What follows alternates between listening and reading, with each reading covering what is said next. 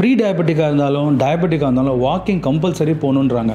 அது ஏன் தெரியுங்களா? அதை இந்த வீடியோவில் சொல்கிறேங்க. டயபெட்டிக்காக இருந்தாலும் ப்ரீ டயபெட்டிக்காக இருந்தாலும் வாக்கிங் வந்து ரொம்ப முக்கியமான ஒரு ஆஸ்பெக்டாக சொல்லுவேன். ஏன்னா ஒரு செடென்ட்ரி லைஃப் ஸ்டைல்னாலையும் லைஃப் ஸ்டைல் மாடிஃபிகேஷன்னாலே தான் உங்களோட டயபெட்டிஸே வருது.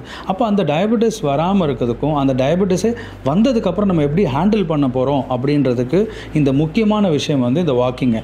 ஏன்னா வாக்கிங் பண்ணும்போது என்ன ஆகுனா உங்களோட காலில் உள்ள மசில்லாம் வந்து ஆக்டிவேட் ஆக ஆரம்பித்து மசில் வந்து பம்பிங் ஆக்ஷனை ரன் பண்ண ஆரம்பிக்கும். அப்போ என்ன ஆகும், நர்வஸ் எல்லாமே மசிலுக்கு நடுவில் சாண்ட்விச் மாதிரி இருக்குங்க. அப்போ இந்த மசில் எல்லாமே வந்து அந்த நர்வஸை வந்து ப்ரெஷரில் கொடுத்து உங்களுக்கு ஒரு ரிதமிக் பேட்டர்னில் இருக்கும்போது நர்வ் வந்து ஃப்ளோ சிஸ்டமில் நல்லாவே இருக்குங்க.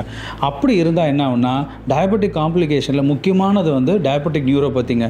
எப்படியும் ஒரு 10 வருஷம் 15 வருஷம் டயபெட்டிஸ் இருக்கவங்க எல்லாரும் இதை ஃபேஸ் பண்ணுவாங்க. இந்த வாக்கிங்கை நீங்கள் ரெகுலராக ஃபாலோ பண்ணிங்கன்னா உங்களோட டயபெட்டிக் நியூரோபதி அப்படின்ற அந்த காம்ப்ளிகேஷன் வந்து நீங்கள் தள்ளி போடலாங்க.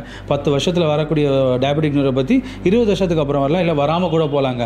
ஸோ அது வராமல் இருக்கிறதுக்கு இந்த வாக்கிங் வந்து ரொம்ப ரொம்ப முக்கியம். ஸோ ப்ரீ டயபெட்டிக்காக இருந்தாலும் டயபெட்டிக்காக இருந்தாலும் ரெகுலராக வாக்கிங் போங்க. அதுவும் 60 மினிட்ஸ் வாக்கிங் போங்க. அதான் எஃபிஷியண்ட்டான ஒரு வாக்கிங் ஸ்டைலுங்க.